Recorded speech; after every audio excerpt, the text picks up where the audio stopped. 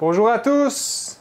Continuons cette étude sur la vie de notre vénérable maître Samael qui nous a laissé la gnose en ces temps difficiles du Kali Yoga.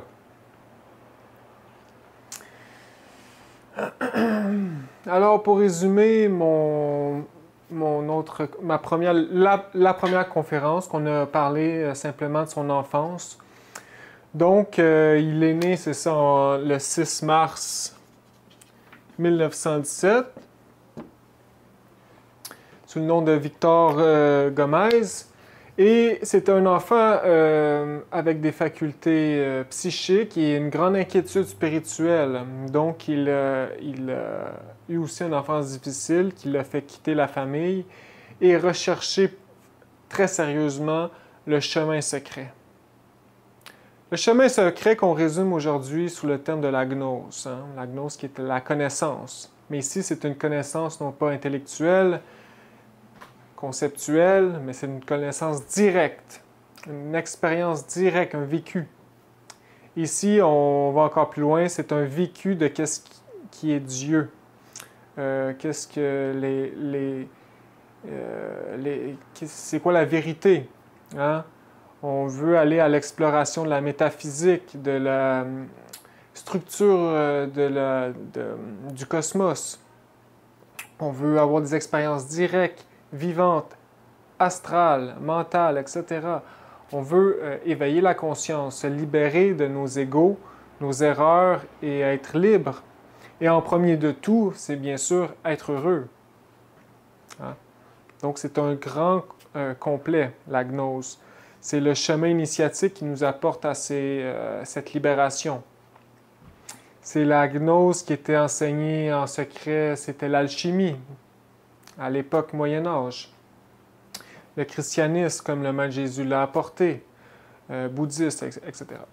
Donc voilà, cet homme est né et a cherché le chemin secret, donc il a étudié tout ce que je parle, donc de toutes les religions, toutes les cultures, tout l'ésotérisme, il a tout étudié, comme on l'explique dans nos vidéos. Alors, nous sommes rendus ici à ses 18 ans, donc en 1935. Et puis là, il commence à être tanné de tout cet intellectualisme. Ici, on cite « Flanqué de remparts intellectuels, saturé de tant de théories si compliquées et si difficiles, je résolus de voyager vers les côtes tropicales de la mer Caraïbe. » Je pourrais dire aussi qu'il y a eu en fait toute la connaissance ésotérique de la fin de l'ère du poisson. Donc, ce n'était pas précis. C'était très intellectuel, mais néanmoins, il y a eu beaucoup de clés, ce qui l'a fait avancer. Et il y a eu aussi de l'aide dans les mondes supérieurs. Donc, il a vu qu'il y avait les facultés, il pouvait aller étudier directement au pied des maîtres. Donc, je vais en parler plus tard. Ici, on va continuer la lecture. Donc, là, loin de tout, assis tel un ermite des temps anciens, à l'ombre taciturne d'un arbre solitaire, je résolus de donner sépulture à tout ce difficile cortège de vain rationalisme. Le mental en blanc, partant du zéro radical, plongé dans une profonde méditation, je cherchais le maître secret à l'intérieur de moi-même. Je cherchais évidemment l'intime, je l'adorais dans le secret de la méditation, je lui rendis culte. Je savais que je le trouverais au-dedans de moi, au plus profond de mon âme, et les résultats ne se firent point longtemps attendre. Plus tard dans le temps, je dus m'éloigner de la plage sablonneuse pour me réfugier sur d'autres terres et dans d'autres lieux. Cependant, partout où je me trouvais, je poursuivais mes pratiques de méditation, couché dans mon lit ou à même le sol dur. Je me plaçais en forme de l'étoile flamboyante, jambes ou bras ouverts, droite à gauche, le corps complètement relaxé.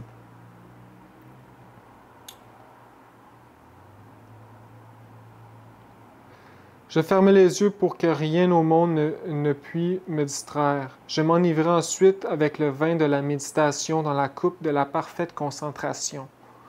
Incontestablement, au fur et à mesure que j'intensifiais mes pratiques, je sentais que je m'approchais vraiment de l'intime. Les vanités du monde ne m'intéressaient pas. Je savais bien que toutes les choses de cette vallée de larmes sont périssables. L'intime et ses réponses instantanées et secrètes étaient la seule chose qui m'intéressait réellement. Donc, c'est pas mal où nous sommes rendus. Hein. Nous devons nous intérioriser et abandonner tout ce qui est de ce monde et combattre tout ce qui essaie de vivre à l'intérieur de nous, les moi psychologiques. Donc, voilà, le maître, comme j'expliquais, il y a eu l'enseignement de Rose-Croix, de Krummeller, qui sont des bons enseignements, mais qui étaient vraiment la fin de l'ère du poisson. Donc, il n'y a rien qui était clair. Et donc, il a vraiment fait le chemin par lui-même. Heureusement, il y avait les pouvoirs de l'âme encore qui commençaient à se développer, donc il pouvait aller vérifier dans les mondes supérieurs, investiguer. Et il y a eu tout au long de sa vie, hein, surtout au début, des expériences avec son intime qui lui enseignait. Comme il y a une vidéo qui explique qu'il y a une expérience de comment détruire un ego réellement. Donc, cette expérience lui a fait comprendre l'importance de prier sa Mère divine. Il y a une autre expérience aussi avec sa Mère divine directement dans les plans supérieurs et qui lui fait comprendre que le chemin, en fait, c'est le sexe. On ne peut pas s'autoréaliser sans le grand arcane, la sexualité sacrée. Et donc, ainsi de suite, il y a un réel cheminement et évolution dans ses recherches assidues. Et bien sûr, il n'y en parle pas, mais il a dû avoir un grand travail sur lui-même, hein, pour aller nettoyer les égos. C'est son intérieur, son psychique profond. Il y a aussi une expérience, il y a eu des expériences en samadhi. Donc ici, dans le même texte, il explique qu'il y a une expérience en samadhi puis qu'il rencontre la première fois son être. Et puis son être, on peut le lire un peu. Vêtu de le bienheureux passa le seuil de ma demeure. Je le vis venir vers moi d'une allure triomphale. Vêtu de précieux zéphyrs et d'une blancheur ineffable, l'adorable vint à moi, je le contemplais heureux. Sous sa tête céleste brillait la couronne des hiérophantes.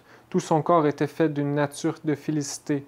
Dans sa dextre resplendissaient toutes les précieuses gemmes dont parle l'Apocalypse de Saint Jean. Le Seigneur empoigna avec une grande fermeté le bâton de Mercure, le sceptre des rois, le bâton des patriarches. En me prenant dans ses bras, le Vénérable chanta d'une voix paradisiaque, disant des choses qu'il n'est pas donné aux êtres terrestres de comprendre. Le Seigneur de perfection m'emporta alors sur la planète Vénus, très loin des amertumes de ce monde. Donc ici, c'est sûrement la première fois qu'il rencontre son être dans les plans supérieurs de conscience. Alors, voilà, c'est grand cheminement. Donc ici, on est à 18 ans. 18 ans, 19 ans environ. Donc environ 1935, 36. Et puis là, il se rend compte que voilà, toutes les théories, c'est fini, je suis tanné. Il a dû connaître beaucoup, hein, s'il a étudié pendant toute sa vie, toute sa jeunesse. Et puis là, il commence à pratiquer intensément. Il y a quelques clés, va continuer à investiguer dans les mondes internes. Et puis là, il décide d'aller, de voyager, voilà, comme il explique, sur les côtes. Il s'en va en particulier dans le nord de la Colombie, sur les côtes de la Méditerranée. Et puis, donc ici, on parle de 18 ans de 1959 à... On va aller jusqu'à 50. Donc ici, il y a un grand gap de 15 ans. Et donc, il y a ici, en 1950, il y a 32 ans.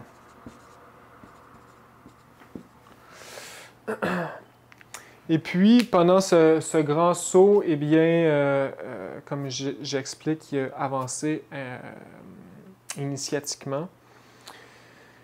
Il a rencontré sa femme qui elle a le nom de Arnolda.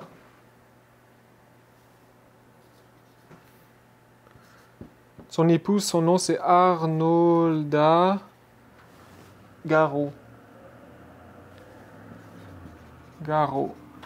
Mais on l'appelle Litelantes, qui est son nom, j'imagine, de son intime, parce que c'est un maître aussi qui s'est autoréalisé, qui a suivi le maître Samael de proche. Bien sûr, les deux ont gravi ensemble, mais bien sûr, Samael, c'est Samael. Hein. C'était le...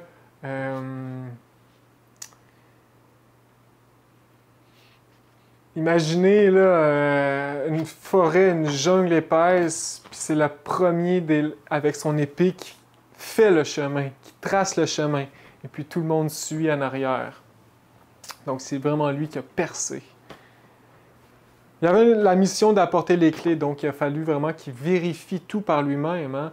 Chaque chose qu'il apporte dans ses livres, c'est une expérience c'est vécu, c'est expérimenté, vérifié. Il n'y a rien qui apporte au hasard. Puis il en apporte beaucoup de choses à propos des extraterrestres, à propos de tout. Tout est vérifié. C'est incroyable, cette connaissance, cette expérience. C'est un puits de sagesse. Donc, voilà, il rencontre sa femme, donc pratique la magie sexuelle et réellement avance de façon rapide.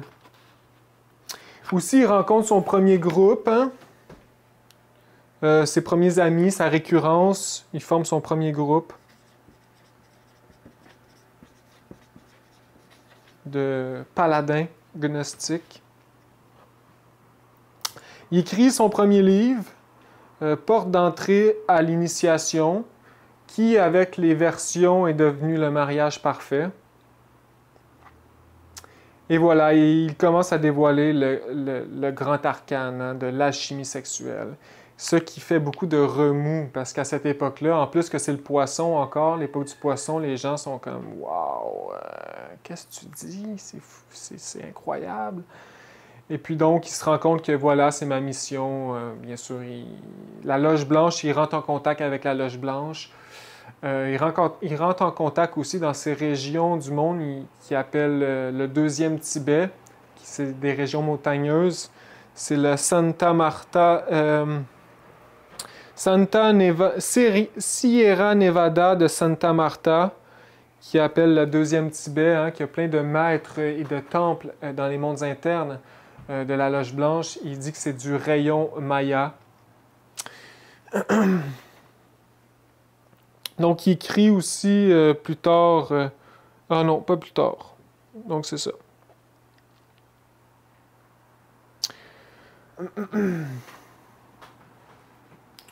Donc, voilà. Et aussi, je pourrais dire, avec sa femme, hein, il y a eu 4 enfants. Un peu plus tard, vers les années 1950, 1952, 54, il y a eu 4 enfants. Quand il était au Mexique, il avait ses petits-enfants. Très petit. Donc, il a travaillé comme père aussi, hein, comme un bon père de famille. Alors, voilà. Il écrit ses premiers livres.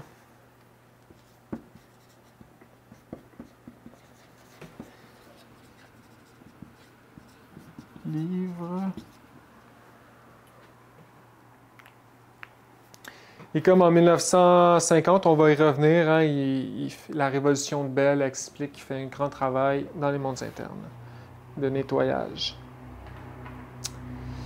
Ainsi donc, on arrive ici en 1952, il y a 35 ans.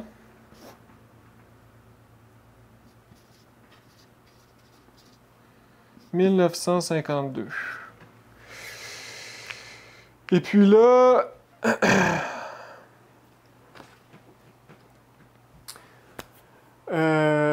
fait que là, il a commencé vers les 1950, vers ces années-là, à éveiller, à récapituler, parce qu'il a déjà été maître auparavant, mais il a chuté, et c'était sa deuxième remontée. On va l'expliquer dans une autre vidéo. Mais donc, il a récapitulé la première initiation des mystères majeurs. Il l'explique dans son livre Les Trois Montagnes, hein, quand il reçoit l'épée et la tunique de lin blanc. Et il commence à se rapprocher beaucoup de son père, son intime. Ici, en 1952, deuxième initiation des mystères majeurs. Et quand le feu est rendu au larynx, eh bien, il se fait mettre en prison, qui est un peu l'épreuve, hein, parce que c'est beaucoup d'épreuves, toutes ces initiations. Hein. Et la loge blanche met à l'épreuve le disciple. Et donc, il se fait mettre en prison pour avoir divulgué le grand arcane, pour avoir aidé l'humanité, en fait. Un peu comme le Maître Jésus, on lui a fait. Hein. Parce qu'il nous a aidés, nous autres, on l'a condamné. C'est l'absurdité de ce monde. Donc, il s'est fait mettre en prison parce qu'il a écrit le mariage parfait. Et puis, c'est surtout la religion catholique qui a très mal perçu cette œuvre, qui voulait le mettre en prison, puis les forces ténébreuses aussi, etc. Donc, en 1952, il ne reste pas longtemps en prison, mais il écrit un livre aussi qui est La lettre de mon gourou, du gourou, je sais pas.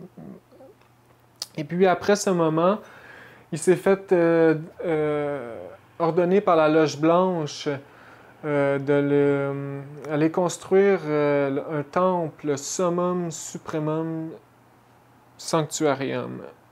Donc, il va avec ses disciples, son petit groupe, dans la jungle. Et en même temps, ça fait partie de son initiation, parce que retourner dans la nature comme ça, la nature t'enseigne. La nature, ça l'enseigne au cœur simple et réceptif. Les clés sont dans la nature, donc voilà, il continue son cheminement dans la nature et dans la jungle. Et c'est là qu'il écrit La médecine occulte et Rosigny.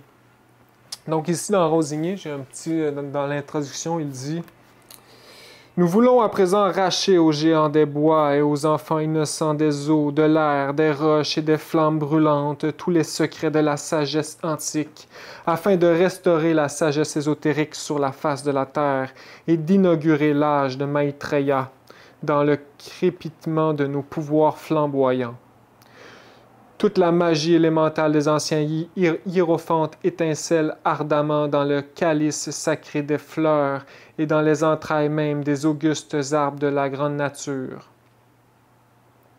Il nous faut chercher la vieille sagesse des hiérophantes, de l'Égypte et de la Grèce au cœur des roches millénaires qui défient le temps et dans les profondes cavernes des entrailles de la terre, où le feu brûle crépitement, consumant de ses flammes les scories.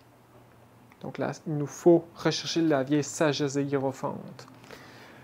Donc voilà.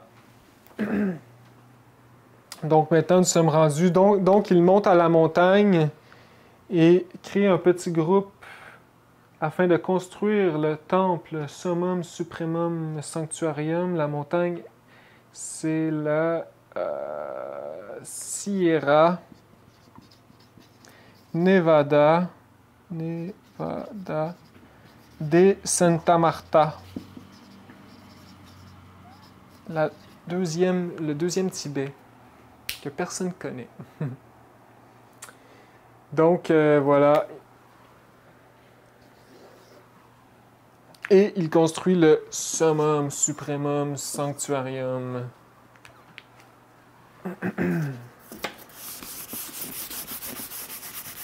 My God. Ça les fasse mal.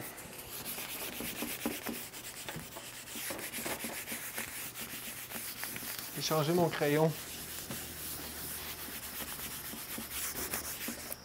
Ouf! Alors, nous sommes rendus dans la montagne maintenant avec le maître Samael dans le passé. Et c'est ça. Ici, j'ai beaucoup de notes.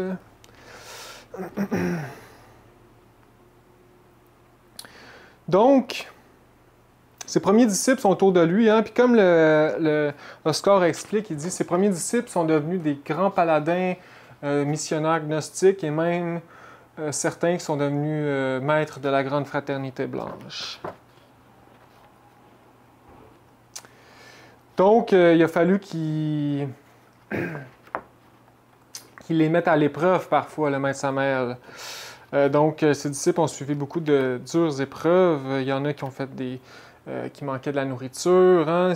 Aussi, ils étaient pauvres.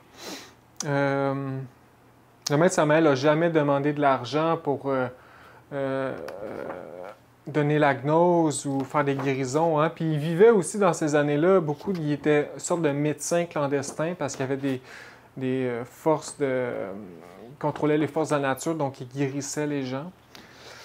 Donc, mais il a toujours été pauvre, jamais demandé rien à personne, toujours donné, donné, donné. Ainsi donc, dans cette forêt, il y a eu plusieurs épreuves, dont une épreuve, c'est l'épreuve de la terre.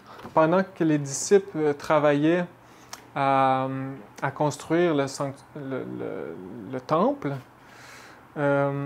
donc il était rendu à une trentaine de mètres sous terre, et puis la terre a commencé à bouger, puis à s'effondrer, à vouloir s'écraser sur eux. Et puis là, il y a des gens qui criaient de peur, et qui injuraient, etc. Et puis le maître Samael, il vient, il dit « Ah, mettez les planches! » Il commence à donner des ordres. Et puis il y en a qui ont fui, épouvantés. Il y en a d'autres courageux qui ont tout arrangé ça. Et puis le maître Samael, plus tard, il dit ceux qui ont fui, ils vont quitter la gnose éventuellement. Puis c'est qu'est-ce qui est arrivé. Donc c'était une épreuve au bout de la ligne. Puis les gens ne le savaient pas. Donc, les épreuves des 4 éléments, j'en parle des fois. Ici, c'est physique, mais ici, on va tout passer par là. Puis ici, les 4 éléments, c'est notre tempérance, par exemple, en lien avec le feu. Avec l'air, c'est l'adaptation aux difficultés de la vie. L'eau, c'est l'adaptation aux changements imprévus, etc. Donc, la terre, c'est la tempérance. Donc, les épreuves voilà. C'est qu'est-ce qu'on va vivre, nous autres, mais ici, c'était plus concret. Aussi, il y a eu le piano. Donc, un jour, un des disciples a dit qui donnait un piano de la ville au maître. Et puis, il a envoyé ses disciples le chercher, mais je ne sais pas si vous connaissez, mais un piano, ça a une grosse plaque de fonte. Et c'est très lourd, un piano à queue, qu'il fallait qu'il transporte dans un endroit où est-ce que c'est même pas pavé. Après ça, qu'il rentre dans les forêts, qu'il gravisse une montagne avec ça. Mais ça pèse 1 tonne. Donc, ça leur a pris aux disciples qui ont été le chercher toute la nuit. Ils ont enfin réussi à l'apporter au maître. Et le maître, il l'a juste ouvert, il a effleuré les touches, il l'a refermé, puis il n'a plus jamais retouché. Il y a aussi, des fois, il y avait des feux, hein, puis le maître arrivait, faisait quelques incantations, le feu, il arrêtait. Aussi, il y avait des serpents, beaucoup de serpents, puis au début, les gens les tuaient, puis le maître, il dit, puis il y en avait de plus en plus. Le maître, il dit, ne les tuez pas, parce que c'est ça qui fait qu'ils en viennent de plus en plus. Puis il leur donne un mantra pour les subjuguer. Donc, voilà, ils se sont mis amis avec les serpents, puis il y a même à un point, le maître a ordonné de capturer tous les serpents, puis de les apporter au temple, parce qu'éventuellement, ils vont faire fuir les profanes. Comme il explique dans une autre histoire, c'est une autre histoire dans un autre livre, je ne me rappelle plus, mais c'est un temple qui disparaît en 4e dimension, puis un jour, des habitants qui y vont, donc il est apparu, et puis ils rentrent, puis il y avait plein d'écailles de serpents, de peaux de serpents immenses, puis ils ont eu peur, puis ils sont partis. Puis après ça, ils sont revenus, puis le temple il était disparu en 4e dimension. Puis le maître explique, c'était pour leur faire peur, il aurait fallu qu'ils continuent pour rentrer dans le temple, puis voir le maître. Donc voilà, pour les serpents. Aussi, c'est ça, il y avait beaucoup de misère, hein, qu'il fallait qu'ils combattent. Il y a eu aussi une histoire avec les tuniques. Donc, tout le monde avait son grade de tunique de couleur. Donc, on pouvait voir quel grade avait l'être. Et donc, ils ont réalisé que ça a créé beaucoup de jalousie et d'envie, de convoitise, etc. Donc, à la fin, il a tout enlevé ça, puis il a mis toute la même tunique, la même couleur. À chaque 27 aussi du mois, il y avait des espèces de réprimandes. Donc, tous ceux qui avaient fait des fautes, ils étaient réprimandés comme publiquement. Et c'était très sévère. Donc, les gens avaient très peur s'ils avaient fait de quoi de pas correct le 27. Puis ça l'aidait un peu à la compassion du groupe.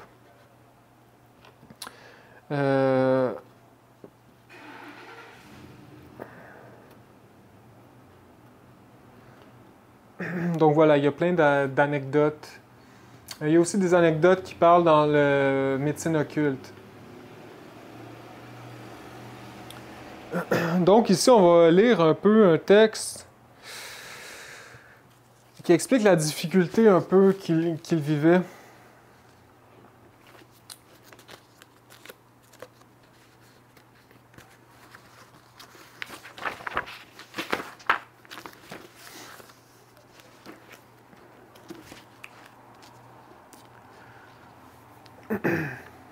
Ici, c'est le Oscar qui parle. Dans ce remous sylvestre, le maître forma son premier groupe de disciples, dont plusieurs se distinguèrent plus tard en devenant d'illustres missionnaires porteurs de l'enseignement gnostique et d'autres maîtres de la fraternité blanche, forgés dans la chaleur et sous la direction du gourou qui leur montra le chemin et qui devint lui-même le maître Samael.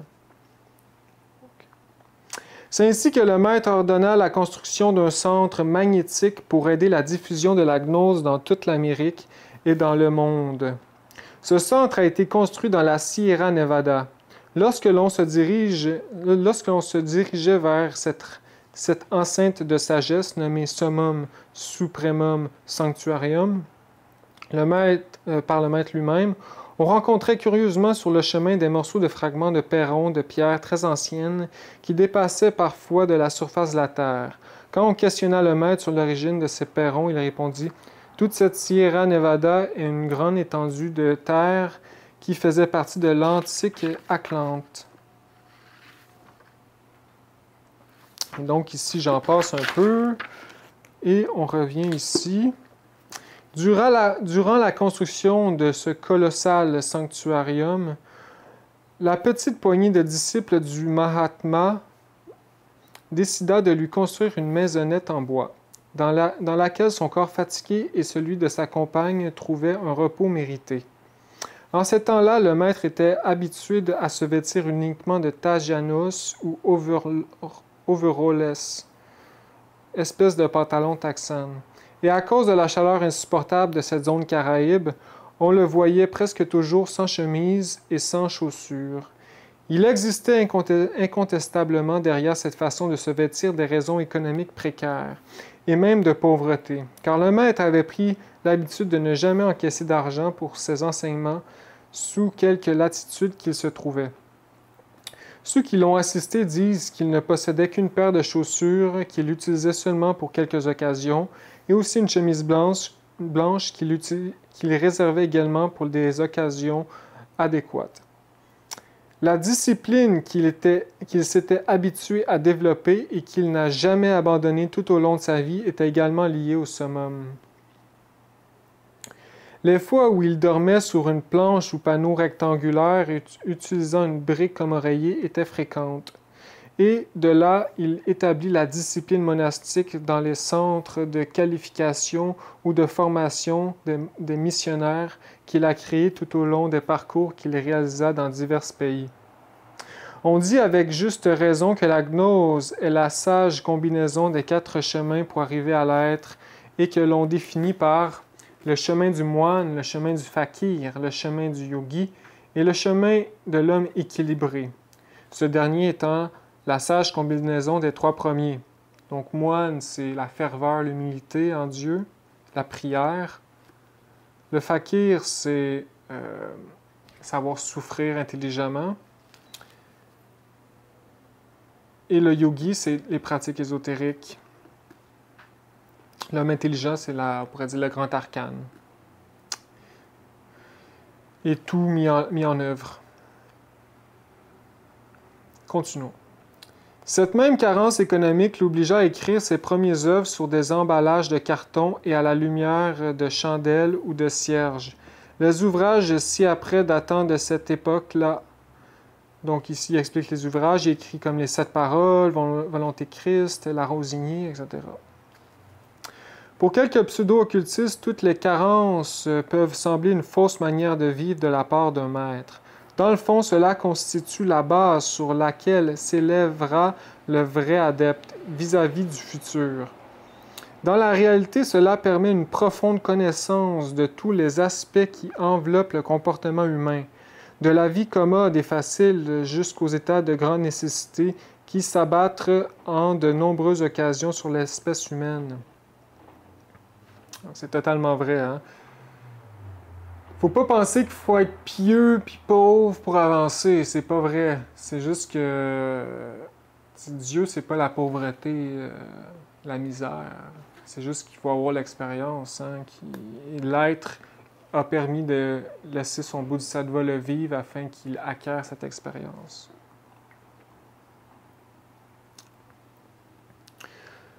Lors d'une conférence donnée par le maître beaucoup plus tard, dans une troisième chambre, et qui fut intitulée « La saveur vie et la saveur travail », nous avons pu apprendre ce qui suit. Je vais juste lire un paragraphe, le premier paragraphe. Ça, c'est le maître qui parle. « Sur ce chemin, mes chers frères, il y a des processus douloureux. Celui qui veut l'entreprendre avec succès doit commencer par quelques sacrifices disciplinaires. J'ai moi-même commencé dans mon actuelle existence par parcourir à pied quelques pays entiers, sans même avoir 5 sous en poche, dormant dans les montagnes, enveloppé dans mes propres nippes pour braver les bestioles.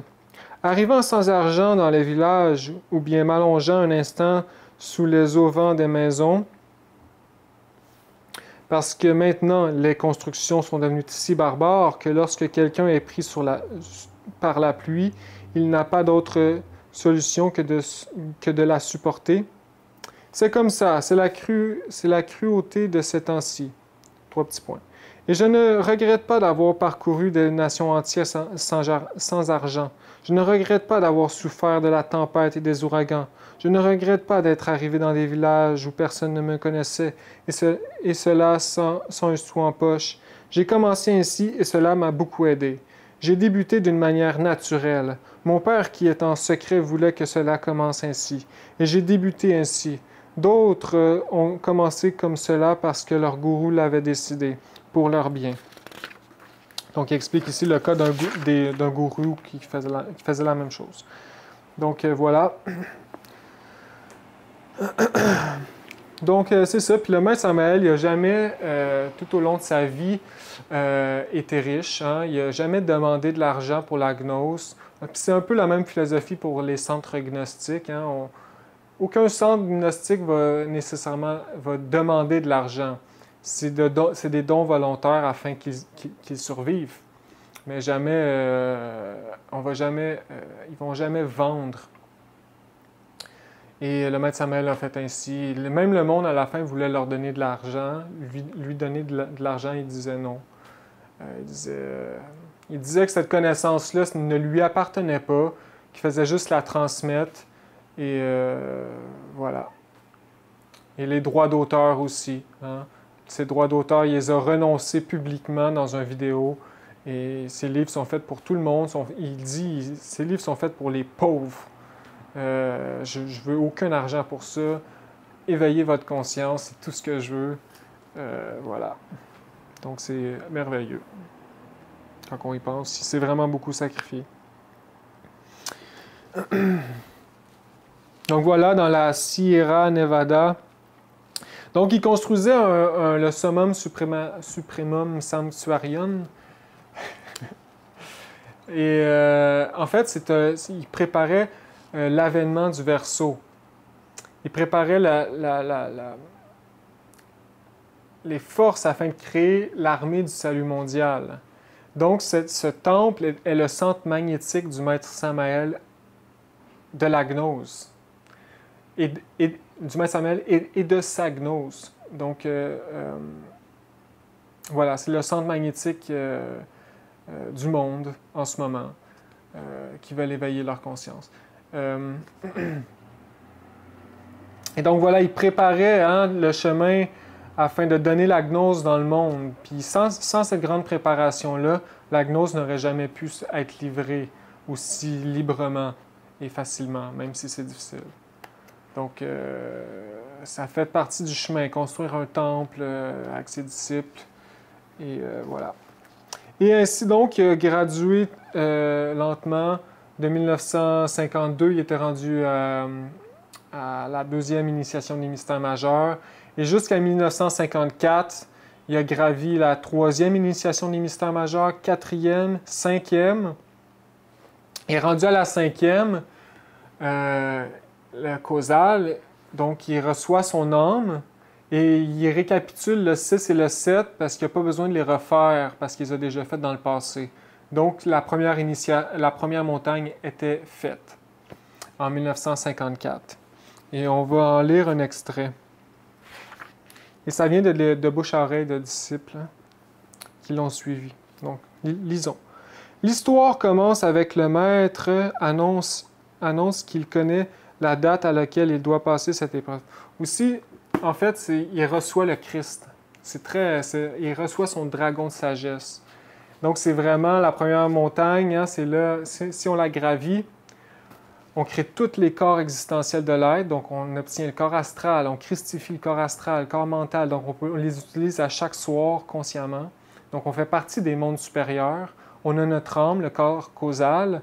Donc, on fait partie vraiment des mondes supérieurs. On est rendu un homme véritable, pas juste dans le plan physique, 3 dimensions, mais dans les plans divins. Et on a détruit beaucoup d'ego, ça veut dire. Et à la fin de la première montagne, vraiment, on fusionne avec l'être et on reçoit le Christ intime qui naît à l'intérieur de nous si on choisit le chemin direct. Parce qu'on se fait offrir le chemin direct ou le chemin long à la 5e initiation des mystères majeurs, qui est ici. Donc, c'est un peu mélangeant, mais je l'explique dans des vidéos à propos de l'initiation, le chemin initiatique. Donc, pour récapituler, faire ça simple, initiation des mystères majeurs, il y a 1, 2, 3, 4, 5. Rendu au 5e, on se fait donner un choix entre 2 chemins. Soit on va prendre un petit congé au nirvana, ou soit on continue le chemin direct et difficile vers la christification, la résurrection. Si on choisit le chemin direct, on continue 6, 7. La première montagne, on fusionne avec l'être. Ici, le Christ naît. Si on choisit ce chemin-là ici, le Christ naît comme un petit enfant dans notre cœur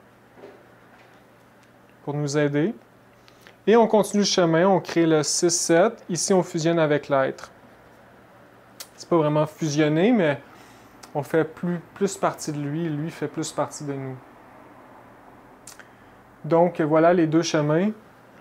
Si on choisit ce chemin, on arrête le chemin, on est assez avancé, on va prendre congé, mais le Seigneur de perfection ne naît pas en nous. Mais c'est beaucoup plus difficile. Donc, lui, le maître Samael, comme je disais, c'est une récapitulation. Donc, eux autres ici, il ne les a pas faits parce qu'il les a déjà faites. Donc, au 5e, en fait, il a reçu son dragon de sagesse. Parce que le 6-7, il était déjà fait.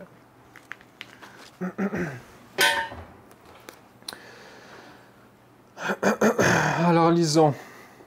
L'histoire commence alors que le maître annonce qu'il connaît la date à laquelle il doit passer cette épreuve. À cet effet, il descendit dans les entrailles de cette montagne convertie en temple souterrain et reposa son corps sur une grande croix qui faisait office de couche de pénitent. Avant de se coucher en décubitus dorsal, il avait demandé à ses plus proches disciples de rester à ses côtés et de ne point bouger, quoi qu'il se passe. Il ordonna aussi à ses chelas de l'aider à la réalisation de certains travaux ésotériques et qu'à l'intérieur du gnosticisme, il assiste le dévot sincère. Et qu'à l'intérieur du gnosticisme... Ok, je comprends pas. C'est mal traduit, je pourrais dire. Une terrible tourmente ou tempête éclata lorsque le maître eut édicté toutes ses ordonnances. Elle dura 3 jours et 3 nuits. Pendant que cela eut lieu, le maître fut soumis à une espèce de catalepsie. Dans le but d'effrayer ses gardiens, d'étranges phénomènes se produisirent. Fruit des attaques des frères de la main gauche, ou membres de ceux qui sont connus comme étant la Loge Noire. Donc des attaques ténébreuses. Hein. Les magiciens noirs attaquent. Ils ne veulent pas qu'il reçoive son dragon de sagesse. Entre autres faits insolites, on sait que des mantes sombres volèrent dans les airs et s'écrasèrent sur le visage des gardes du maître, comme pour les effrayer, les obliger à abandonner la mission confiée. Le simple oreiller en plume qu'avait pris le maître pour reposer sa tête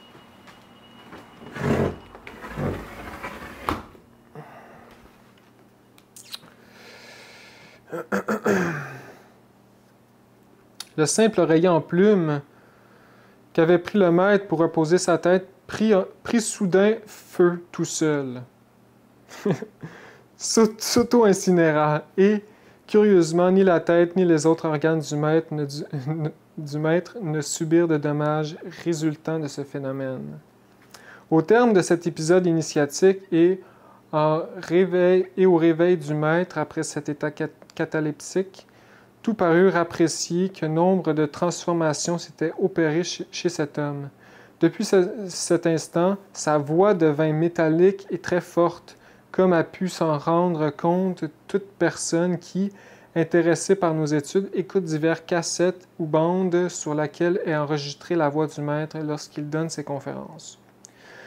L'un des témoins de ces merveilleux moments et qui possédait la don de clairvoyance vit durant le processus que nous venons de relater une grande lumière qui illumina toute la montagne et au milieu de laquelle apparut un convoi céleste. Ce clairvoyant commenta avoir vu descendre de ce véhicule la monade ou logos de Mars, Samael en personne. Et pénétré dans le corps du hiérophante Aunweor. Cela survint le 27 octobre 1954.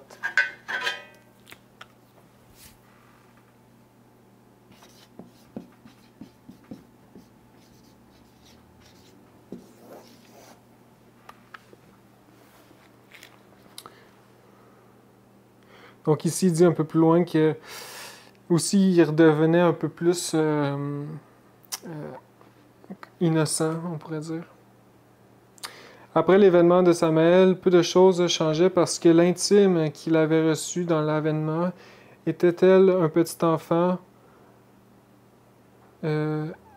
qui allait se développer pour s'exercer à parler et à donner l'enseignement au peuple, au fur et à mesure que le maître allait réduire l'ego en néant.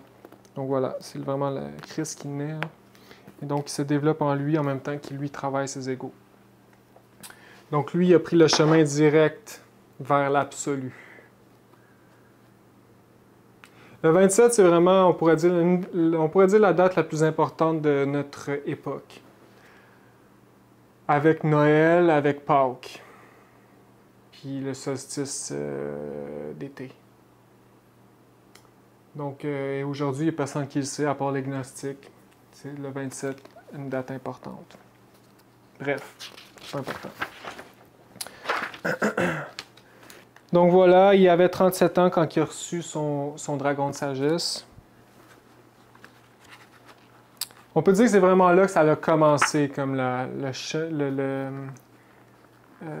tout était prêt pour commencer la gnose.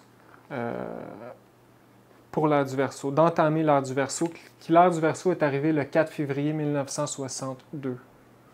Donc, toute la préparation avant du maître. Aussi, je vais dire aussi que le 27 octobre, ensuite, entre le 27 octobre et le 9 novembre, il s'est passé des choses aussi. On va le voir à l'instant.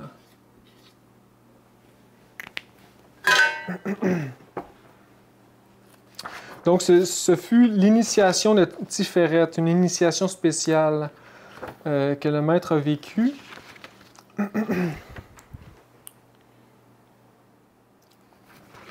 Avant d'aller dans son initiation, son épreuve. On va parler un peu du double chemin ici. Donc, le maître dit, ça ici c'est dans le mariage parfait, chapitre 18 environ.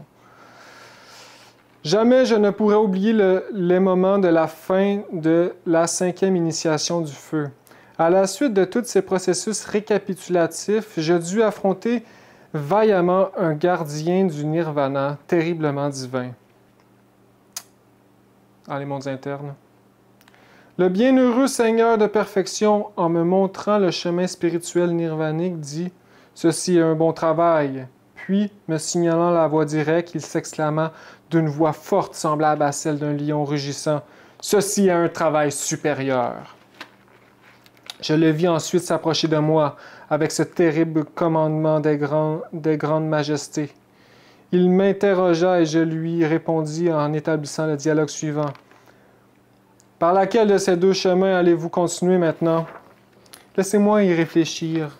Ne réfléchissez pas, dites-le immédiatement. Décidez-vous. Je prends le chemin direct qui conduit à l'absolu. Mais qu'êtes-vous en train de dire?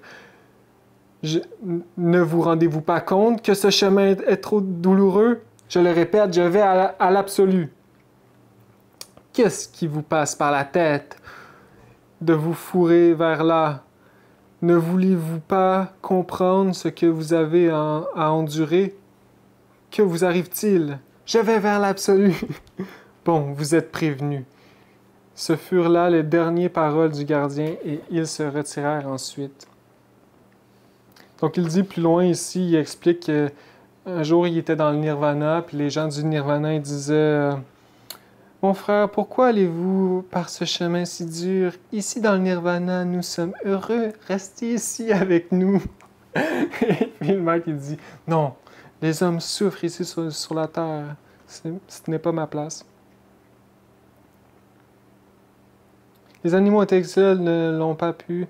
Ils disent les animaux intellectuels ne l'ont pu avec leur tentation.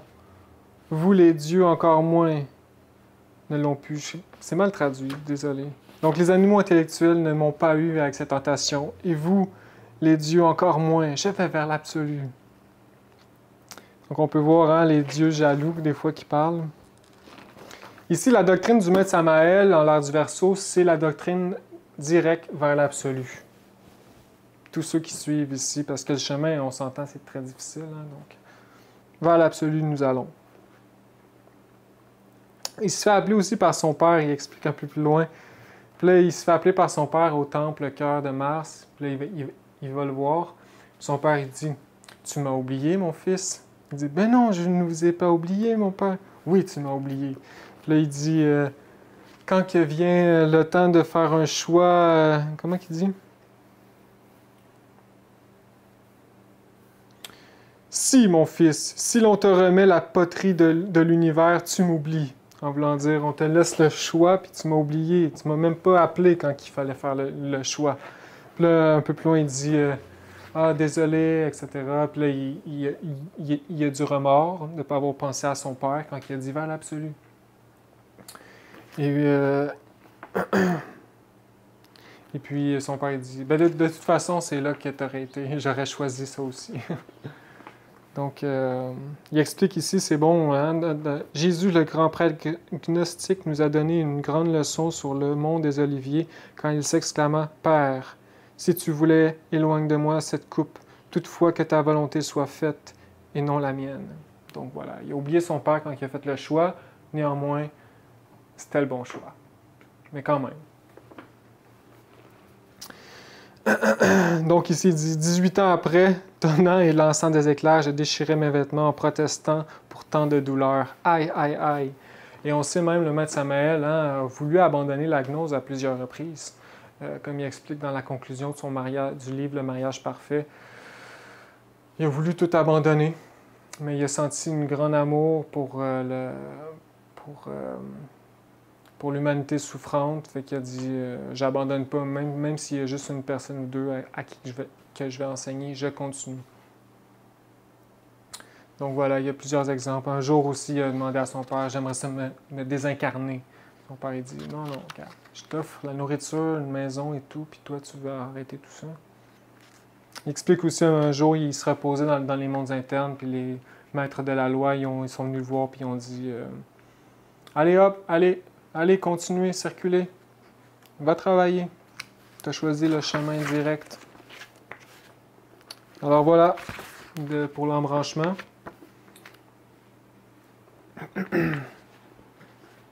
Donc ici, l'épreuve de Tiferet. Donc l'épreuve, je vais la dire en fait, c'est pas compliqué. Il était dans la Sierra Nevada. Ici, c'est après son initiation ici. Les gens ont commencé les villageois autour, parce qu'eux autres, ils étaient dans la forêt, ont commencé à propager des diffamations contre eux. Puis ils pensaient que c'était des magiciens noirs, puis qui faisaient des sabbats, que c'était un sorcier méchant. Et donc voilà la médisance qui dégénère toujours avec la colère, etc.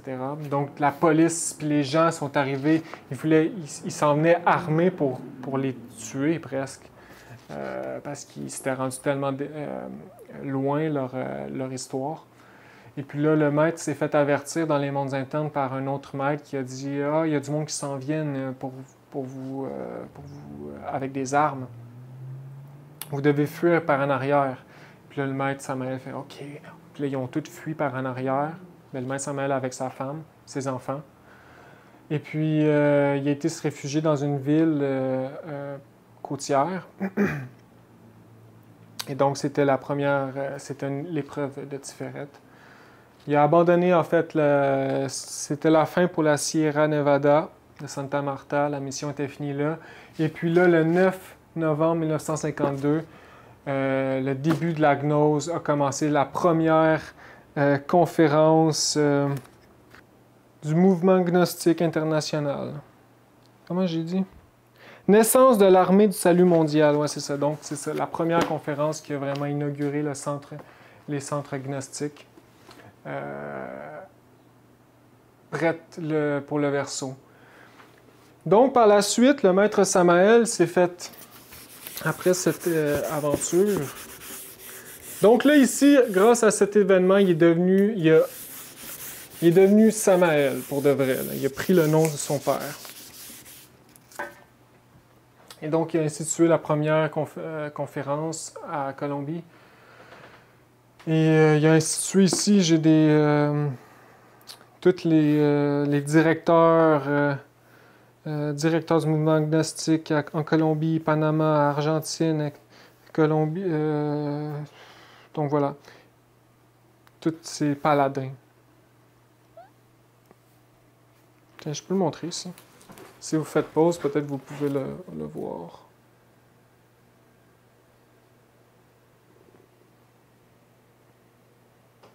Donc voilà. Avec ici, tu as l'image de la première image de la première édition du Magie pratique. Il n'était pas encore Samael à cette époque. Tu peux voir ici le couple volant le feu au diable.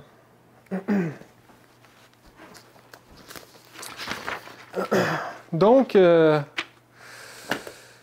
la Loge Blanche lui dit de voyager au Mexique, d'aller donner la gnose au Mexique, parce que lui, au début, il voulait aller en Inde ou il voulait aller en Égypte, il voulait voyager à travers le monde, répandre la doctrine.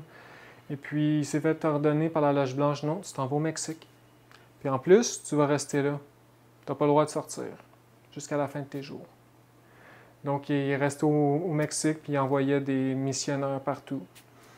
Puis un jour, il a eu une expérience avec sa mère divine, puis il a demandé « Ah, j'aimerais ça voyager, tu sais, aller partout. » Puis sa mère divine « Non, si tu voyages, on va t'enlever ton corps physique, puis même le corps de d'autres. » Donc, il s'est rendu au Mexique à pied, de Colombie, après le 9, et c'est vraiment là que la gnose a commencé. C'est 52 ou c'est 54? Je pense que je me suis trompé, c'est 54! Vous me l'avez pas dit? C'est 54 ici. Désolé. Ça fait 30 minutes que vous creusez la tête. Ça marche pas, qu'est-ce qu'il dit? Donc, voilà. Donc, le maître Samael, ici, il était rendu un maître. Il était rendu un maître, il avait 40 ans environ, proche de 40 ans. Il s'est fait aider aussi beaucoup dans l'éveil de la conscience. Hein. Il y a même des gens qui... Voilà, il explique qu'il y a eu des maîtres. Voilà, bref. Donc, il a été s'installer au Mexique. Il a commencé il était supposé de commencer au district fédéral, mais il a commencé, en fin de compte, ça l'a mal tourné. En arrivant, il a fallu qu'il trouve une place avec sa famille dans un vieux quartier pauvre. Puis il était pauvre, puis il achetait des livres, puis il les revendait au porte-à-porte en même temps de donner la gnose au porte-à-porte. Donc, c'était vraiment le commencement de rien. En plus, il y avait une famille à nourrir, etc. Donc voilà, de 1900 environ 55, 56 jusqu'à 1977 où il s'est désincarné. Il a laissé son corps. Ça, on va expliquer la fin de sa vie dans une autre vidéo. Mais ici, je veux juste dire que au total, il a écrit 60 œuvres, 60 livres, qui expliquent de long en large pour nous aider il nous explique de façon crue, de façon verso, directe. On n'a plus besoin de lire des livres d'ésotéristes de Blavatsky, puis Steiner, puis Eliphas Lévy. On fait juste se casser le mental si on fait ça. Puis on perd notre temps. Non, la gnose, elle a été simplifiée au maximum. Elle a été elle nous est donnée simplement. On a juste à l'apprendre, la mettre en œuvre, puis travailler sur nous. Travailler sans arrêt jusqu'à temps qu'on éveille la conscience. C'est très difficile, mais c'est ça. Il n'y a plus de temps de théoriser. C'est merveilleux. Puis c'est drôle, hein, parce que c'est les gens qui sont très intellectuels puis qui connaissent beaucoup l'ésotérisme qui comprennent le moins, normalement. Puis c'est les gens qui sont les docteurs très érudits, beaucoup de connaissances universitaires qui comprennent le moins. Parce que c'est un enseignement simple. C'est ça qui est merveilleux. C'est les simples paysans qui comprennent le mieux la gnose puis qui sortent le mieux en astral, etc. Donc voilà, il faut la partager hein, parce que la gnose continue en ce moment d'avancer triomphalement, comme il dit souvent. Il crée avec ça le noyau de l'armée du salut mondial afin que quand la grande catastrophe va arriver, qui va briser tout, il va sauver le dernier petit noyau, le prendre, qui va créer le noyau pour la prochaine race qui s'en vient, la prochaine âge d'or. Donc ici, c'est la fin. Donc, le maître Samael, c'est le plus grand homme de notre époque, de notre siècle. Puis qu'est-ce qui est drôle, c'est qu'il n'est pas reconnu. Tu vas voir Wikipédia, puis ça marque que c'est un docteur, peu importe qui. Mais en vérité, c'est un homme qui a, quand on étudie ses réincarnations passées, qui a construit l'humanité. C'était Jules César en personne qui a construit l'Europe puis le noyau qui est arrivé en Amérique. C'était un maître en Chine qui a écrit des livres qui encore aujourd'hui de philosophie qu'on lit. C'était le maître de Képhren, le pharaon, etc. C'est juste pour vous dire que c'est tellement un homme important. Aujourd'hui, on ne le reconnaît pas, bien sûr. Puis, on est dans un monde absurde, on pourrait dire. On va venir dans ces réincarnations dans l'autre vidéo qui s'en vient. Donc ici, c'est ça. Il a écrit 60 livres. Il a donné toute sa vie à l'expansion de sa gnose. C'était un homme expérimenté. Il savait qu'est-ce qu'il faisait. Il a eu l'expérience, en fait, de créer un noyau d'une future race dans la dernière race Atlante qui a assisté le Manu Vaivaswata, le Noé biblique. Donc, il savait comment ça marchait pour faire fleurir la gnose, même si c'est difficile à fleurir aujourd'hui, tellement les psychologies sont lourdes. Donc, c'est ça, il a transmis un message impersonnel avec sincérité, charité. Et il a donné la connaissance qu'il a acquis au fil des années, de façon simple, afin de racheter les âmes et de créer l'armée du salut mondial. Donc voilà. Donc voilà pour cette vidéo. Ici, pour finir, il manque une partie en fait à tout ça. Parce que ça ici, tout ce que j'ai expliqué de son cheminement initiatique et la gnose qu'il a donnée, c'était en fait, on pourrait dire horizontalement, mais il a fait un travail immense dans les mondes internes que personne ne connaît, que personne ne réalise en fait. S'il n'aurait pas fait son travail dans les mondes internes avant 1954, il n'aurait pas pu donner la gnose. L'ère du Verseau aurait échoué. Les magiciens noirs de la Loge Blanche auraient gagné. Et aujourd'hui, on vivrait complètement en enfer. Tout simplement. La guerre serait partout, tout serait ravagé, famine, pauvreté, etc. Donc, il a fait un grand nettoyage afin de pouvoir que la gnose vive.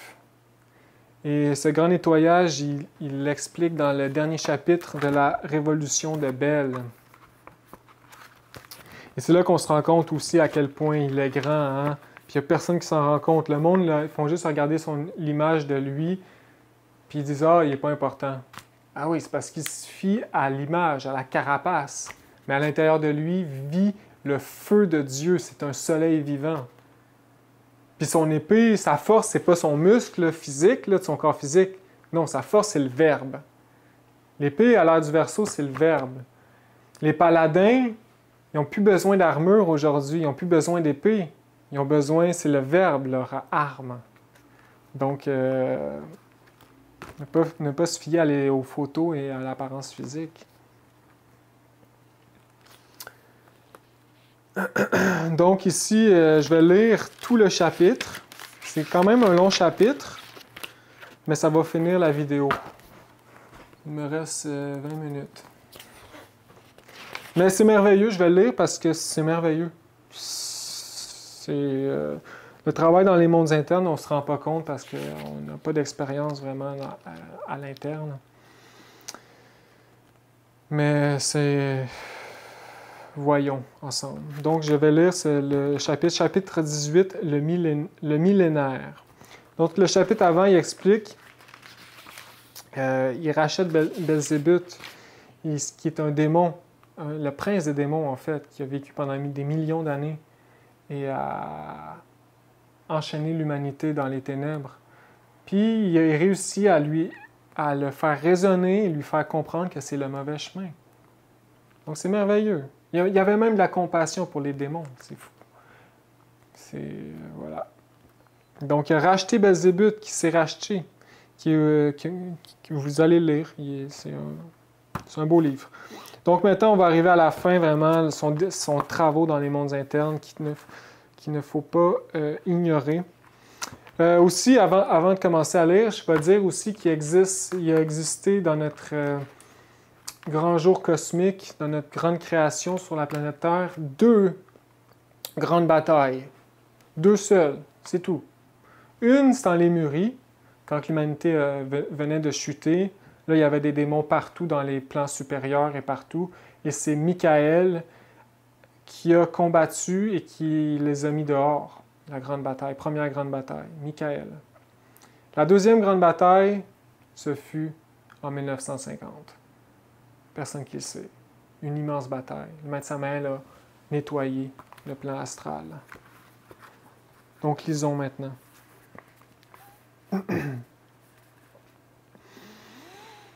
Je vais boire un petit peu.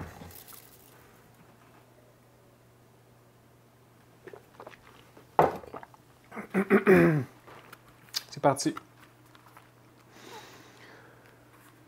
Une fois rompu le millénaire, une fois rompu le maillon principal de la Loge Noire, la révolution de Belle s'étendit sur toute la surface de la Terre et le millénaire commença exactement en 1950.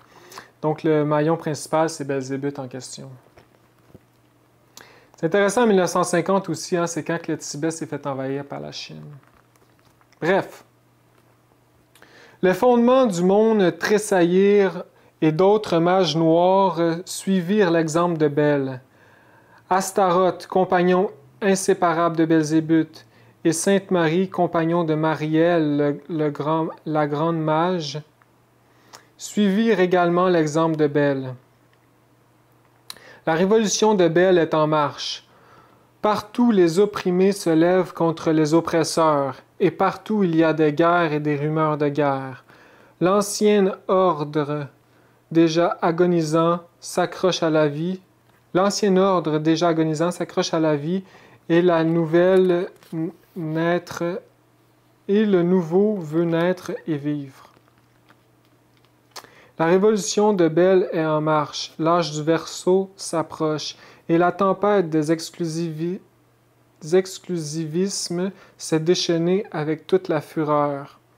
Les partis luttent contre les partis, les religions contre les religions, les nations se lancent dans la guerre, et chaque homme se lève contre chaque autre.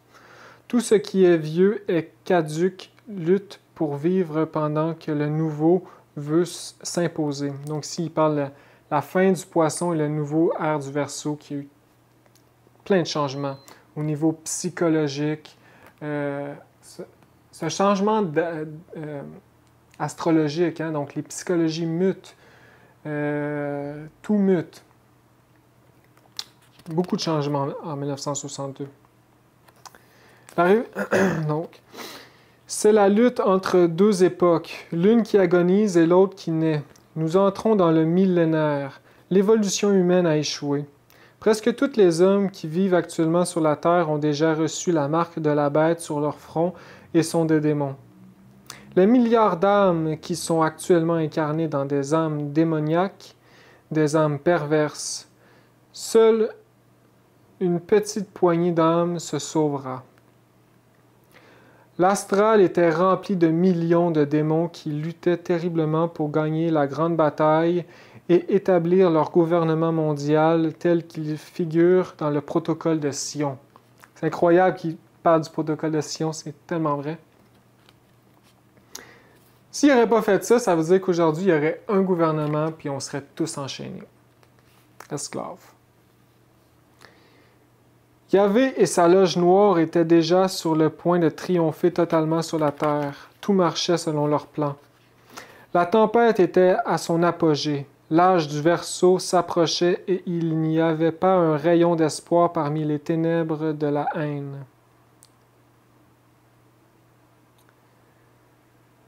La Seconde Guerre mondiale venait de se terminer et des millions d'âmes qui s'étaient désincarnées dans les différents champs de bataille de la guerre demeuraient dans notre environnement astral encore assoiffés de sang. Ce fut alors que la vénérable Loge Blanche remit dans mes mains la clé de l'abîme et une grande chaîne pour que s'accomplisse le premier verset du chapitre 20 de l'Apocalypse qui dit, j'ouvre les guillemets, Puis je vis descendre du ciel un ange qui avait la clé de l'abîme et une grande chaîne dans sa main. Ferme les guillemets. Et je reçus l'ordre des seigneurs du karma d'enfermer Yahvé et tous les mages noirs dans l'abîme. La tâche était vraiment accablante pour moi, mais je me sentis omnipotent du fait que les vénérables maîtres, après m'avoir soumis aux terribles épreuves de l'initiation, me remirent l'épée de la justice et le cheval blanc. On me conféra le plus grand honneur pour un être humain, celui de juger et d'initier l'ère du Verseau.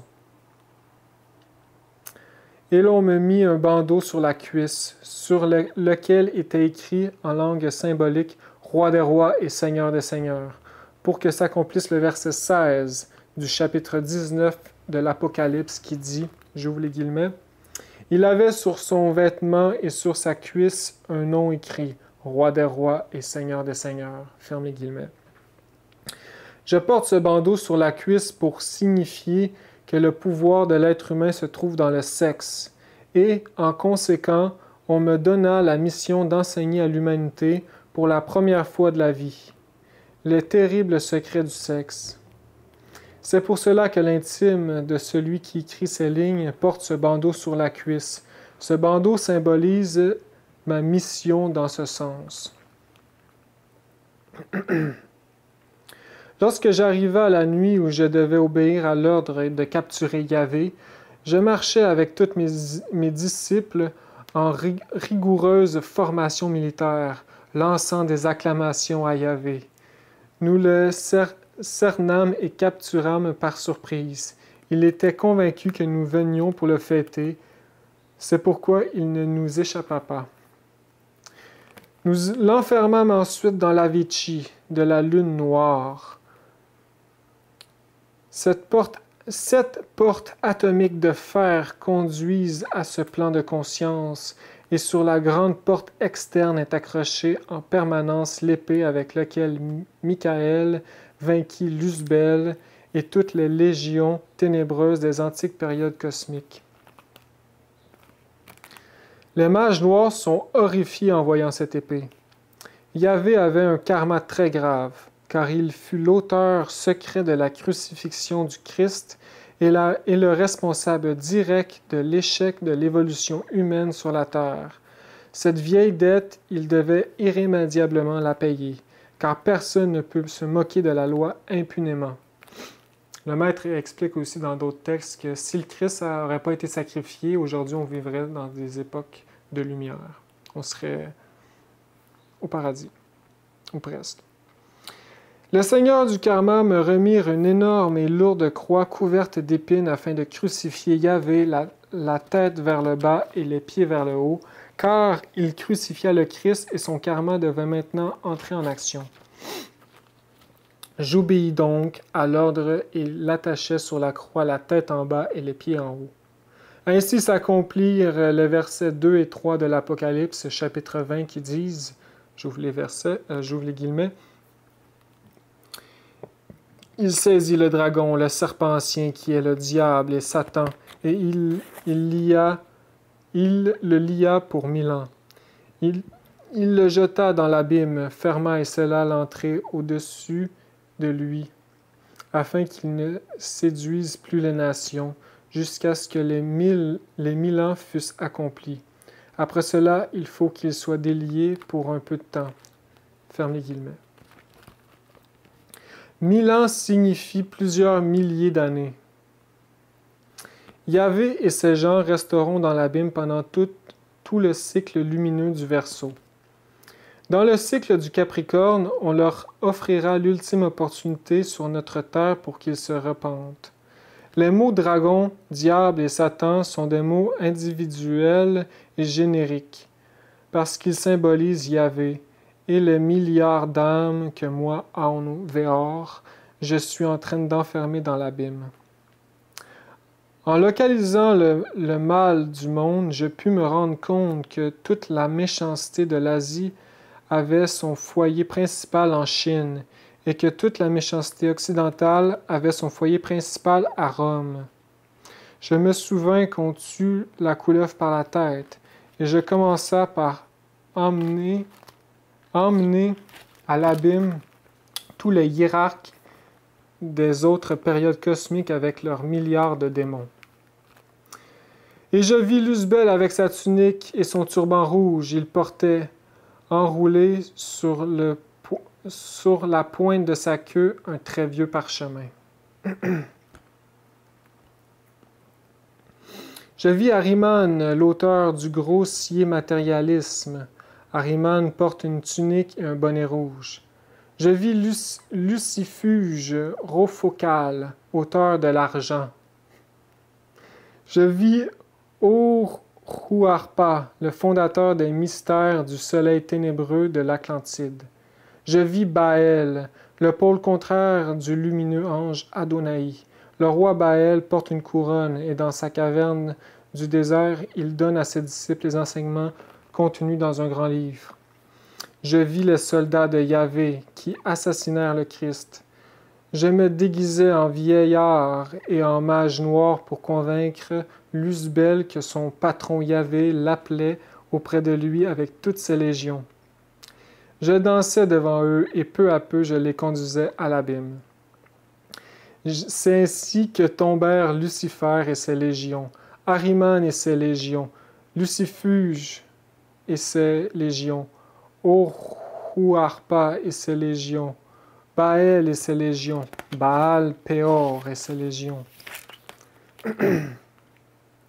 Devant ses chefs, je fis des merveilles. Je dansais, je chantais, je jouais des timbales, etc.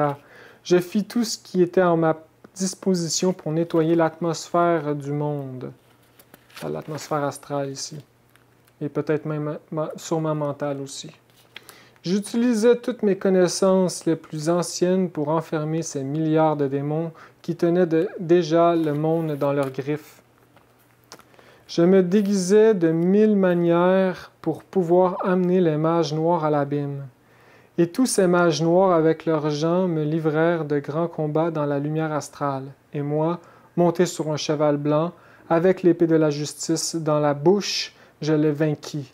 Et ainsi s'accomplirent les versets 15 et 19 du chapitre 19 de l'Apocalypse qui dit, ouvre les guillemets, « De sa bouche sortait une épée aiguë pour frapper les nations. Il les frappa avec une verge de fer, et ils foulèrent la cuve du vin de l'ardente colère du Dieu Tout-Puissant. Et je vis la bête et les rois de la terre et leur armée rassemblée pour faire la guerre à celui qui était assis sur le cheval et à son armée. » Ferme les guillemets. Toutes ces merveilles, l'être réel de celui qui écrit ces lignes les réalisa et les réalisa bien. Celui qui écrit cela est uniquement l'humble et frustre personnalité du maître Aounveor. Ce maître est mon être divin, c'est-à-dire mon intime, mon être réel, ma monade. Et je nettoyais la Chine, et je nettoyais l'Occident, et les mages noirs de la Chine et de l'Occident furent aussi nombreux que les sables de la mer. Tous les mages noirs de la Chine dépendaient des ordres de la loge noire appelée le Dragon Noir. Et tous les mages noirs d'Occident dépendaient d'un certain mage noir de Rome, entre parenthèses le pape. Et des millions de morts et de la Seconde Guerre mondiale tombèrent dans l'abîme. Et des millions de prêtres catholiques et des centaines de pontifes romains tombèrent dans l'abîme et restèrent enfermés dans l'abîme. Tous les temples noirs, tous les salles se retrouvèrent vides. Et les seigneurs du karma établirent un tribunal dans la Vichy. Et on me donna le pouvoir de juger ces mages noirs et de leur appliquer des châtiments. Et ainsi s'accomplit le verset 11 du chapitre 19 de l'Apocalypse qui dit « Puis je vis le ciel ouvert, ouvre les guillemets, puis je vis le ciel ouvert et voici parut un cheval blanc. Celui qui le montait s'appelait fidèle et véritable, et le juge, et il juge et combat avec justice. » Ferme les guillemets. Nous remplirions d'énormes volumes si nous relations minutieusement toutes les scènes et toutes les choses que je fis pour pouvoir nettoyer la terre et tant de méchanceté, que j'aimerais bien lire. Si nous n'avions pas fait cela, il aurait été impossible d'initier la lumineuse ère du Verseau. Moi, Aounveor, je suis le grand avatar du Verseau. Je suis en train d'accomplir fidèlement ma mission et je remercie profondément les maîtres de l'honneur qu'ils m'ont conféré. Je suis l'initiateur de la nouvelle ère. Et les maîtres déposèrent sur ma tête beaucoup de diadèmes brillants, et mes vêtements semblaient se teindre de sang au milieu de la bataille. Et ainsi s'accomplirent les versets 12 et 13 du chapitre 19 de l'Apocalypse qui dit, ouvrez les guillemets, « Ses yeux étaient comme une flamme de feu, sur sa tête étaient plusieurs diadèmes. Il avait un nom écrit que personne ne connaît, et si ce n'est lui-même. Et il était revêtu d'un vêtement teint de sang. Son nom est la parole de Dieu. » Ferme les guillemets. Dans ce nom, parole de Dieu, se cache le nom de mon être supérieur, car la Bible est hautement symbolique. Dieu se représente par la monosyllabe Aoun et les deux V qui forment le Veor, unis aux trois autres lettres restante est le Verbe. C'est ainsi que le nom Aon Veor est caché dans l'expression Verbe de Dieu. Et c'est à dessein que mon nom fut occulté à l'intérieur de cette expression, car cette mission je l'ai accomplie par la parole perdue, avec le Verbe de Dieu. Et cette mission je l'ai accomplie avec la parole perdue, avec le Verbe de Dieu, avec la phrase qui s'appuie sur le fiat lumineux et spermatique du premier instant, sur le sifflement du phoat.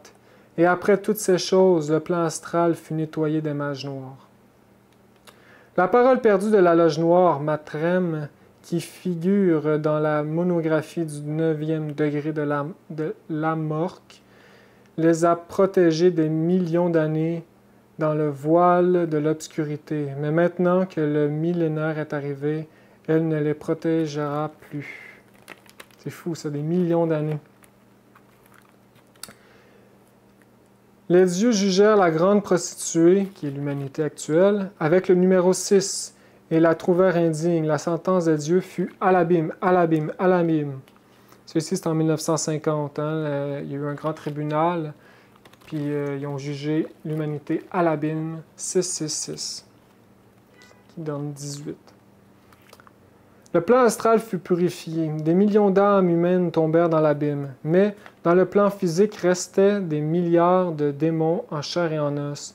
C'est alors que les dieux jugèrent la grande prostituée pour la lancer à l'abîme. La troisième guerre est inévitable et les gens mourront par millions, comme les sables de la mer. Pour que s'accomplissent les versets 17 et 18 du chapitre 19 de l'Apocalypse qui dit, j'ouvre les guillemets, « Et je vis un ange qui se tenait dans le soleil, et il cria d'une voix forte, disant à tous les oiseaux qui volaient par le milieu du ciel, « Venez, rassemblez-vous pour le grand festin de Dieu, afin de manger la chair des rois, la chair des chefs militaires, la chair des puissances, la chair des chevaux et ceux qui les montent, la chair de tous, libres et esclaves, petits et grands. » Ferme les guillemets. Je ne sais pas la signification vraiment. Les hommes mourront par millions. Ah, c'est ça que ça veut dire. Les hommes mourront par millions comme le sable de la mer, et le colosse du Nord paiera son karma.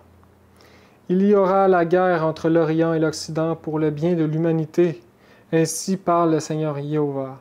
Les âmes démoniaques des morts de la troisième guerre iront à l'abîme. Dans l'Avicii de la lune noire sont en train de s'établir les êtres de notre terre avec les mêmes coutumes que celles qu'ils avaient ici. Ils y ont formé une atmosphère comme celle qu'il avait ici. Et les milliards d'âmes démoniaques obéissent aux hiérarques de la loge noire. Là-bas, on voit partout les tables divinatoires, les fameuses figures magiques, les pourboux sur la tortue carrée, les plaques et les tables de sacrifice, les cercles de Shinzreg. Tous les mages noirs ont éveillé la Kundalini négativement et cohabitent sans cesse pour pratiquer la magie sexuelle noire qu'enseigne Omar Sheranzi Lind, pour donner de la force à leur Kundalini négative. Car comme nous l'avons déjà dit dans cet ouvrage, il y a deux magies sexuelles, l'une qui crée pour la vie et l'autre qui crée pour la mort. La première est magie blanche et la seconde est magie noire. Au début, ces mages noirs firent des milliers de tentatives pour s'échapper de l'Avicii, mais toutes leurs tentatives échouèrent. Donc, il explique ici qu'ils se sont fait mettre à l'abîme, puis là, de l'abîme, ils ont formé les mêmes habitudes qu'il y avait dans le plan astral et ici.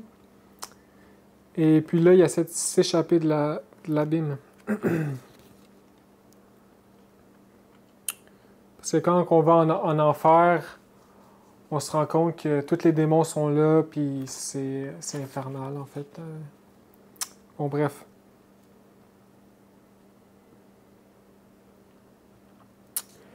s'échapper de la mais toutes leurs tentatives échouèrent. C'est qu'ils croyaient au début que l'Avicii était une sorte de caverne ou quelque chose du genre, et maintenant ils sont en train de se rendre compte que l'Avicii est un plan de la nature analogue à l'atmosphère physique de la Terre. Ainsi donc, ils firent des millions d'expériences et consultèrent leurs livres sans obtenir de résultats. Toutes leurs connaissances ne leur servirent à rien. Et là, ils demeureront jusqu'à l'âge du Capricorne, où on leur offrira l'ultime opportunité de se repentir de leur méchanceté. Le feu transforme tout, car c'est du feu que tout est sorti. C'est au feu que tout retourne. La rédemption de l'homme est dans le feu. Le fouet transforme tout ce qui est, tout ce qui a été et tout ce qui sera. Nous avons vaincu la mort et nous sommes immortels. L'épée de Damoclès se lève, menaçant contre le cadavre muet. Le monde est dans le feu de l'alchimie et les scories tombent à l'abîme. J'ai terminé ce livre au milieu de la tempête. Les canons grondent, la terre tremble. On entend le terrible roulement du tonnerre. Et dans le gémissement épouvantable de l'ouragan, on entend des voix de majesté et des paroles terribles. La terre est en flammes, et le fouet siffle incessamment. Et au-dessus du terrible sifflement du fouet, on entend la sentence des dieux du feu. À l'abîme, à l'abîme, à l'abîme.